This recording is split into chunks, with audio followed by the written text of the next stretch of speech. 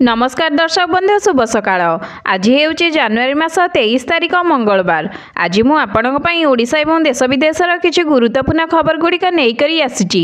तेबे दर्शक बंधु वीडियोटी को शेष पर्यंत देखंतु एवं चैनल रे प्रथम थर करी आस्तिले दयाकरी चैनल टी को एबे ही सब्सक्राइब करी पाखे रहिता बेल आइकन को ऑन कर रखि दांतु जाद्वारा आपण हम प्रतिटी वीडियो प्रथमे देखि परिबे। तो चलंतु डेनगे नजर पकाइबा आजिर प्रथम खबर उपरे। अयोध्या राम मंदिर प्राण प्रतिष्ठा भव्य रूप से संपन्न होईछि। पीएम मोदी मुख्य यजमान रूप से समस्त क्रियाविधि संपूर्ण करिसेंती। प्राण प्रतिष्ठा संपन्न हेबा परे प्रधानमंत्री मोदी एक विशेष काम करथिले जहाद्वारा समस्तଙ୍କର ध्यान आकर्षण होइथिला। पीएम मोदी राम मंदिर निर्माण कार्य रे शामिल होता समस्त श्रमिक उपरे फूल वर्षा करथिले। श्रमिक मानकु चौकी रे बसाइथिले एवं सेठारे मोदी श्रमिक मानकु भेटिया पई पहुंचिथिले। से जण जण करी समस्त श्रमिक मान उपरे फूल पकाइथिले। एबे चलन नजर पकाइबा परवर्ती खबर उपरे। अयोध्या राम मंदिर प्राण प्रतिष्ठा कर सारिबा परे प्रधानमंत्री एक बड़ घोषणा करचंती। एही घोषणाटी हेउची सोलार योजना। से कहिसेंती जे देशवासी घर छातरे सोलार सिस्टम रहिबा उचित। पीएम मोदी घोषणा अनुसार एही योजना अंतर्गत 1 कोटी घर लोक मान छातरे सोलार लगाजिबो। प्रधानमंत्री निजे तांको सोशल मीडिया अकाउंट रे एहार सूचना देइचंती। एबे चलंतु नजर पकाइ नेबा परवर्ती खबर उपरे। ओडिशा उपकूल बंगोपसागर एक घूर्चाप बलय सक्रिय रही जहाँ फल राज्य में हल्का मध्यम धरणर वर्षा लगी रही। तेबे आसंता 25 और 26 तारिख उपकूल और पार्श्ववर्ती जिलागुड़िक वर्षा परिमाण वृद्धि पाइबार संभावना रही। यह सहित 26 और 27 तारिख मध्य केतेक जिले में पाग कोहला एवं 28 तारिख पाग बदलिए बोली भुवनेश्वर पाणीपाग विभाग पक्षर सूचना दी जाइछि। एबे चलंतु नजर पकाइबा परवर्ती खबर उपरे। राज्य कैबिनेट रे 14टी प्रस्ताव उपरे लागिछि मोहर। एने मुख्य शासन सचिव प्रदीप कुमार जेना सूचना देइचंती। सूचना मुताबक 14टी प्रस्ताव मध्य रही पीडीएस व्यवस्थार संशोधन एवं ग्रुप ए एवं ग्रुप बी ऑफिसर नियुक्ति प्रक्रिया हेब संशोधन। एहासह कलाहांडी कोकोसर हेब एक्साइज स्टेशन एवं ओडिशा अग्निशम विभाग नियुक्ति हेब संशोधन। एबे चलंतु नजर पकाइ नेबा परवर्ती खबर उपरे। मार्च रो आरंभ हेब आईपीएल।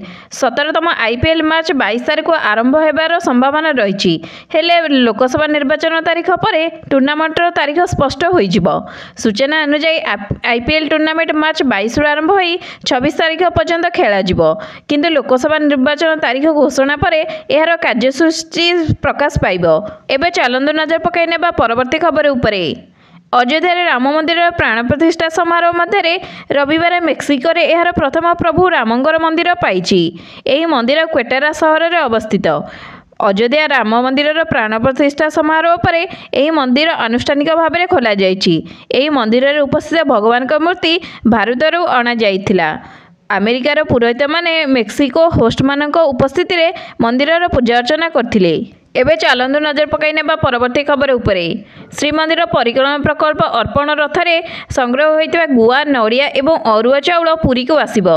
एने श्रीमंदिर मुख्य प्रशासक रंजन कुमार दास सूचना देइचंती। से कहिचंती एथिपई 4टी डोनेशन सेल खोला जाइछि। सारा राज्य प्राय 2 कोटी रु अर्थ संग्रह होइतिरा अनुमान करा जाउछि। एहाको श्रीमंदिर प्रशासन अकाउंट रे रखा जिवो एवं आसंता 25 तारिख रु श्रीकथ को आसिबो गुआ एवं अरुआ चाउल। एबे चलंतु नजर पकाइबा परवर्ती खबर उपरे। आजिठारु बिजु जनता दल परिवार संपर्क अभियान आरंभ करिवे। अर्थात जनवरी 23 तारिख आरंभ होई एही पारिवारिक संपर्क अभियान मार्च 5 तारिख बिजु जयंती जाए चलिबो। एही परिवार संपर्क अभियान रे बिजु जनता दल प्रति परिवार पहुंचिबे एवं एक जोरदार कैंपेनिंग करबा सह नवीन सरकारक सफलता सह सबु योजना बाबद लोकंको अवगत कराइबे। एने बीजेडी वरिष्ठ नेता एवं विधायक देवी मिश्र सूचना देइचंती। एबे चलंतु नजर पकाइ नेबा परवर्ती खबर उपरे। जनवरी 25 तारिख इंग्लैंड विपक्ष टेस्ट सीरीज खेलिबो टीम इंडिया। एथिपई दल घोषणा होई साची किंतु मैच पई आ 2 दिन बाकी थिला बेले टीम इंडिया को लागि एक सख्त झटका। इंग्लैंड विपक्ष टेस्ट सीरीज रो प्रथम 2टी मैच रे भारतीय दलर स्टार क्रिकेटर विराट कोहली खेलिबे नाही। एहाकु नै सूचना देइसंती बीसीसीआई। एबे चलंतु नजर पकाइ नेबा परवर्ती खबर उपरे। ଗୋଟିଏ ଦେଶରେ ଗୋଟିଏ ନିର୍ବାଚନକୁ ସର୍ବାଧିକ ଲୋକଙ୍କର ସମର୍ଥନ। ଦେଶରେ ପ୍ରାୟ 81% ଲୋକ ଏକା ସାଙ୍ଗରେ ନିର୍ବାଚନ ପାଇଁ ମତଦାନ ଦେଇଛନ୍ତି। ପୂର୍ବତନ ରାଷ୍ଟ୍ରପତି ରାମନାଥ କୋବିନ୍ଦଙ୍କ ନେତୃତ୍ୱରେ ଏକ ରାଷ୍ଟ୍ର ଏକ ନିର୍ବାଚନ କମିଟିକୁ ପ୍ରାୟ 20,000ରୁ ଅଧିକ ଲୋକ ପରାମର୍ଶ ଦେଇଛନ୍ତି। ଏନେଇ ରବିବାର ଦିଲ୍ଲୀରେ ବସିଥିବା ତୃତୀୟ ବୈଠକ କମିଟିରେ ସୂଚନା ମିଳିଛି। ଆସନ୍ତା ଜାନୁଆରୀ 27 ତାରିଖରେ ବସିବ ଚତୁର୍ଥ ବୈଠକ। ରାମନାଥ କୋବିନ୍ଦ କମିଟିର 6 ରାଜନୈତିକ ଦଳକୁ ପରାମର୍ଶ ମାଗିଥିଲେ। ଏପର୍ଯ୍ୟନ୍ତ ମାତ୍ର 17ଟି ଦଳ ନିଜର ମତ ରଖିଛନ୍ତି। ତ ଚାଲନ୍ତୁ ନଜର ପକାଇବା ପରବର୍ତ୍ତୀ ଖବର ଉପରେ।